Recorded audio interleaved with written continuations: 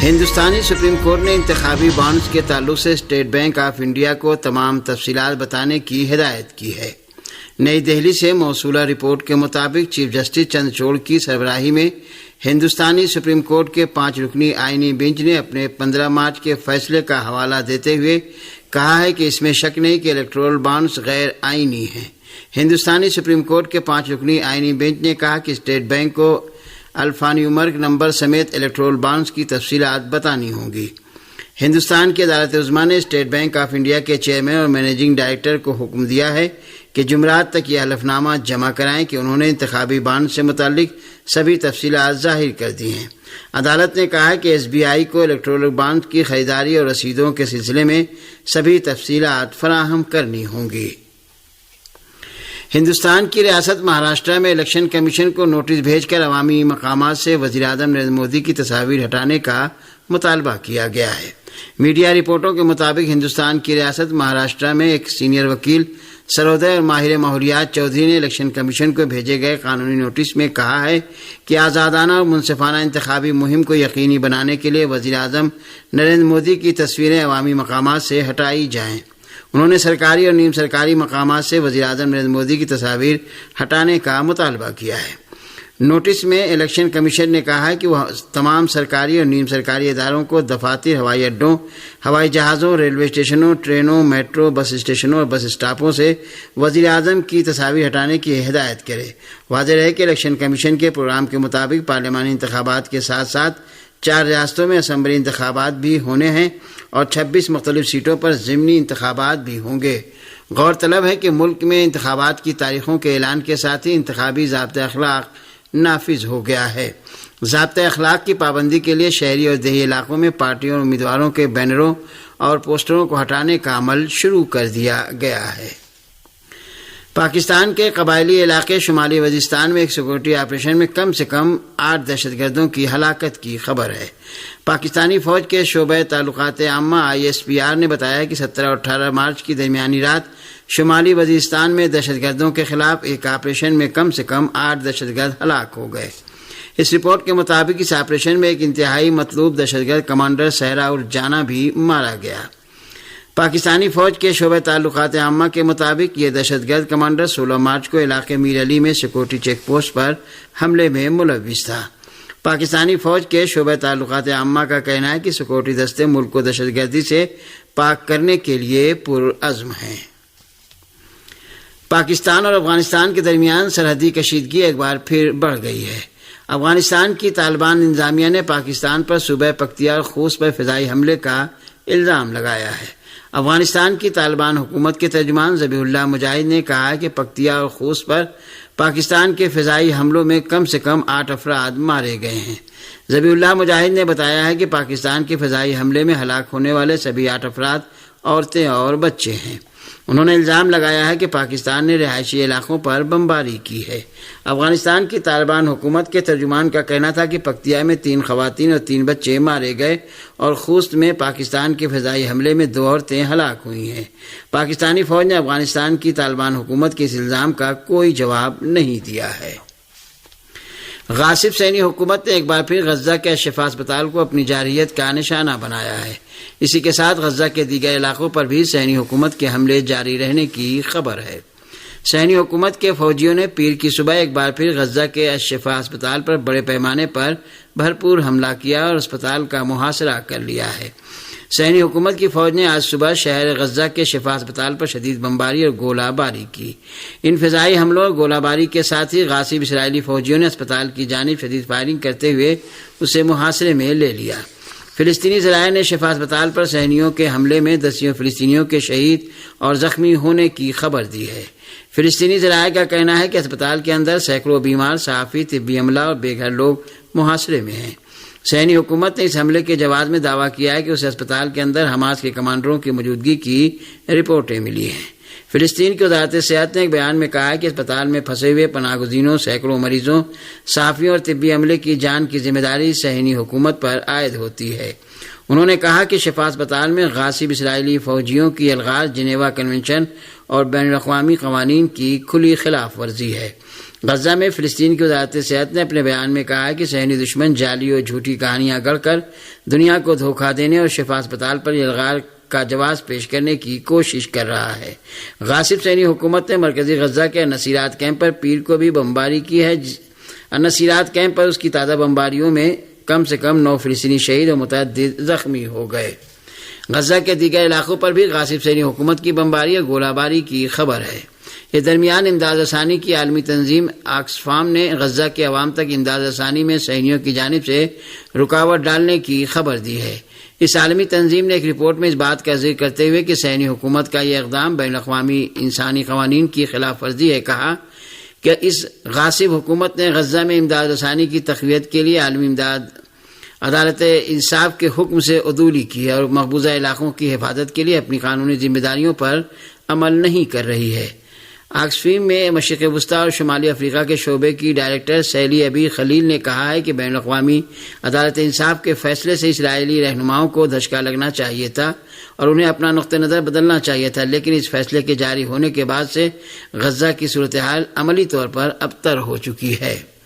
انہوں نے کہا کہ اسرائیلی حکام نے نہ صرف عالمی امداد کی غزہ تک رسائی کی کوششوں کو آسان نہیں بنایا بلکہ اس کی کھل کر مخالفت کی ہے۔ انہوں نے مزید کہا کہ اسرائیلی حکام نے نہ صرف بین الاقوامی امدادی سرگرمیوں میں سہولت فراہم نہیں کی بلکہ ان میں رکاوٹیں ڈال رہی ہے اور ہم سمجھتے ہیں کہ اسرائیل نسل کشی کو روکنے کے لیے ضروری اقدامات نہیں کر رہا ہے۔ اس ادارے نے یہ اعلان کرتے ہوئے کہ تقریباً 17 لاکھ فلسطینی جو کہ غزہ کی آبادی کے 75% کے برابر ہیں قحط کے خطرے سے دوچار ہیں۔ اس تنظیم نے کہا ہے کہ ہم نے غزہ میں جو حالات دیکھے وہ ایک المیہ سے بالاتر ہیں۔ تحریک مجاہدین فلسطین کا کہنا ہے کہ امریکہ غزہ میں صہیونی حکومت کے جرائم کو چھپاتا ہے۔ تحریک مجاہدین فلسطین نے پیر کو ایک بیان میں کہا ہے کہ غزہ میں صہیونی حکومت کے جرائم امریکہ کی پردہ پوشی اور عالمی اداروں کی خاموشی اور ناتوانی کے نتیجے میں انجام پا رہے ہیں۔ تحریک مجاہدین فلسطین کا کہنا ہے کہ امریکی حکومت اور ذلیل و پست عرب حکومتیں نیز کمزور بین الاقوامی ادارے غزہ میں جرائم و نسل کشی جاری رہنے بالخصوص شفا اسپتال پر دوبارہ ہونے والے حملے کے ذمہ دار ہیں۔ اس فلسطینی گروہ نے مزید کہا کہ شفا اسپتال پر صہیونی فوجیوں کے حالیہ حملے کے بعد ثابت ہو گیا کہ اس سے پہلے بھی اسپتالوں پر غاصبوں کے حملے بے بنیاد بہانوں سے انجام پائے تھے اور وہ عالمی برادری کی خاموشی کی وجہ سے انجام پائے ہیں۔ تحریک مجاہدین فلسطین نے دنیا کے تمام حریت پسندوں اور اسلامی استقامتی گروہوں سے مطالبہ کیا ہے کہ صہیونی مجرموں ان کے امریکی حامیوں پر اس وقت تک دباؤ بڑھاتے رہیں جب تک غزہ پٹی پر حملے بند نہیں ہو جاتے۔ دنیا کے مختلف ملکوں کے عوام نے ایک بار پھر مظاہرے کر کے فلسطین کے مظلوم عوام کی حمایت کا اعلان کیا ہے۔ فرانس کے دارالحکومت شہر پیرس میں فرانسیسی مظاہرین فلسطینیوں کی نسل کشی کرنے والی حکومت کے جرائم کی مذمت میں بینرز اور پلے کارڈ اٹھائے ہوئے تھے اور غزہ میں فوری جنگ بندی کا مطالبہ کر رہے تھے۔ پیرس میں فلسطین کے حامی مظاہرین نے فرانسیسی حکومت پر فلسطینیوں کی نسل کشی کرنے والی صہیونی حکومت کے جرائم میں ملوث ہونے کا الزام عائد کیا ہے اور فرانسیسی حکومت سے مطالبہ کیا کہ وہ نسل کش صہیونی حکومت کو فوجی ساز و سامان کی ترسیل بند کرے اور فلسطینیوں کے قتل عام سے باز رہے۔ آسٹریلیا کے شہر میلبورن میں فلسطین کے حامی طلباء نے بھی ریلی نکال کر فلسطین کو آزاد ہونا چاہیے، فلسطین کی راہ میں جدوجہد جاری ہے کے نعرے لگائے۔ کینیڈا کے شہر ٹورنٹو میں بھی فلسطین کے حامیوں نے کینیڈا کے وزیر اعظم جسٹن ٹروڈو کے دفتر کے سامنے مظاہرہ کیا اور ٹروڈو پر فلسطینیوں کی نسل کشی کرنے والی صہیونی حکومت کے جرائم کی حمایت کا الزام لگایا اور غزہ میں فوری جنگ بندی کا مطالبہ کیا۔ جنوبی کوریا کے دارالحکومت سیول میں بھی فلسطین کے حامیوں نے امریکی سفارت خانے کے سامنے جمع ہو کر غزہ میں فلسطینیوں کے خلاف صہیونی حکومت کی جنگ بندی کرنے کا مطالبہ کیا اور امریکی وزیر خارجہ اینٹونی بلنکن کے دور جنوبی کوریا کی مذمت کی۔ سویڈن کے شہروں نے بھی مظاہرے کر کے مظلوم فلسطینی قوم کی حمایت کا اعلان کیا۔ الاقصی چینل نے شمالی غزہ میں آٹے، غذائی اشیاء اور ڈبہ بند سامان لے جانے والے 16 ٹرکوں کی آمد کا اعلان کیا ہے۔ فلسطینی میڈیا رپورٹس کے مطابق ان ٹرکوں نے جبالیہ میں فلسطینی پناہ گزینوں کے لیے اقوام متحدہ کے ریلیف اینڈ ورکس ایجنسی انروا سے وابستہ گوداموں میں سے ایک میں اپنا سامان اتارا ہے۔ یہ مسلسل دوسری مرتبہ ہے جب غزہ کے شمال میں انسانی امداد پہنچی ہے۔ گزشتہ روز 4 مہینوں میں پہلی بار انسانی امداد کے 13 ٹرک شمالی غزہ میں داخل ہوئے۔ قبل ازیں یورپی یونین کی کمشنر برائے ہم آہنگی اور اصلاحات ایلیسا فریرا نے صہیونی حکومت پر غزہ کے لیے انسانی امداد کی ترسیل میں تیزی لانے کے لیے دباؤ ڈالنے کا مطالبہ کیا تھا۔ فریرا نے یورپی پارلیمنٹ کے جلسے میں غزہ میں وسیع پیمانے پر قحط و بھوک مری کا خطرہ بڑھنے اور انسانی امداد حاصل کرنے کے لیے لائنوں میں کھڑے لوگوں پر اسرائیلی فوج کے حملوں کے بارے میں کہا کہ غزہ کے غم انگیز واقعات و حالات میں اس وقت فوری جنگ کے خاتمے اور انسانی امداد کی ترسیل میں تیزی لائے جانے اور قیدیوں کے تبادلے کی ضرورت ہے۔ روسی صدر ولادیمیر پوتن ایک بار پھر روس کے صدر منتخب ہو گئے ہیں۔ ہمارے نمائندے کی رپورٹ کے مطابق صدارتی انتخابات کے 99% ووٹوں کی گنتی مکمل ہو چکی ہے اور اس کے مطابق صدر پوتن کو 87% ووٹ ملے ہیں۔ کرملن نے صدارتی انتخابات کے بعد اعلان کیا ہے کہ ولادیمیر پوتن کو 88.8% ووٹ حاصل ہوئے ہیں اور اس طرح 71 سالہ پوتن جو گزشتہ 25 برسوں سے اقتدار میں ہیں مزید 6 سال روس کے صدر رہیں گے۔ صدر ولادیمیر پوتن گزشتہ 200 برسوں میں روس کے پہلے ایسے صدر ہوں گے جو طولانی ترین مدت تک اس ملک کے صدر رہیں گے۔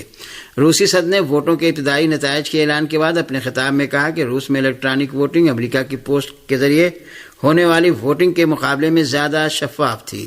صدر پوتن نے کہا کہ مغرب روس کے ساتھ مسلح جھڑپ میں شامل ہو گیا اور یہی وجہ ہے کہ وہ انتخابات کے نتائج کو نقصان پہنچانے کی کوشش کر رہا ہے۔ روس کے صدر نے زور دے کر کہا کہ روسی ڈیموکریسی پر شک نہیں کیا جا سکتا، یہ ایسی حالت میں ہے کہ امریکہ روس کے انتخابات پر اثر انداز ہونے کے لیے عدلیہ سے استفادہ کرنے کا ارادہ رکھتا ہے۔ روسی وزارت خارجہ کی ترجمان نے فرانس کی جنگ بندی کی تجویز کے جواب میں کہا ہے کہ پہلے فرانس یوکرین کے لیے ہتھیاروں کی ترسیل بند کرے۔ روسی وزارت خارجہ کی ترجمان ماریا زاخارووا نے اس بارے میں کہا کہ فرانس کے صدر ایمانوئل میکرون کو چاہیے کہ پہلے کیو کے لیے ہتھیاروں کی ترسیل بند کریں اور پھر مشرق وسطیٰ میں متحارب فریقوں کو جنگ بندی کے معاہدے کی تجویز دیں۔ روسی وزارت خارجہ کی ترجمان کا یہ بیان فرانسیسی صدر ایمانوئل میکرون کے اس بیان پر رد عمل ہے کہ جس میں انہوں نے کہا تھا کہ وہ روس سے مطالبہ کرتے ہیں کہ پیرس اولمپک کھیلوں کے دوران یوکرین میں جنگ بندی کو مد نظر قرار دے اور اس کی مراعات کرے۔ روسی وزارت خارجہ کے ترجمان نے میکرون کے حالیہ اقدام کا حوالہ دیتے ہوئے کہا کہ وہ چاہتے ہیں کہ روس پیرس میں اولمپک گیمز کے دوران یوکرین میں جنگ بندی پر غور کرے اور اس کا احترام کرے۔ اس مسئلے کے جواب میں زاخارووا نے کہا کہ میری میکرون کو بھی ایک نصیحت ہے کہ وہ عام شہریوں کو مارنے والے ہتھیار بھیجنا بند کریں اور دہشت گردی کی حمایت بند کریں۔ واضح ہے کہ اولمپک کے کھیلوں کی میزبانی فرانس کر رہا ہے اور یہ مقابلے 26 جولائی سے 11 اگست تک پیرس میں ہوں گے۔ میکرون نے غیر جانبدار کھلاڑیوں کے طور پر روسی کھلاڑیوں کے اولمپک کھیلوں کے مقابلے میں ممکنہ شرکت کے بارے میں کہا کہ فرانس ان مقابلوں کے میزبان ملک کے طور پر امن کا پیغام بھیجتا ہے اور یہ بات بین الاقوامی اولمپک کمیٹی کے فیصلوں کی بنیاد پر کہی گئی ہے۔ اسی دوران جرمنی نے ایک خفیہ انٹیلیجنس رپورٹ شائع کر کے دعویٰ کیا ہے کہ روس 2026 تک مغرب کے ساتھ ایک بڑی لڑائی کی تیاری کر رہا ہے۔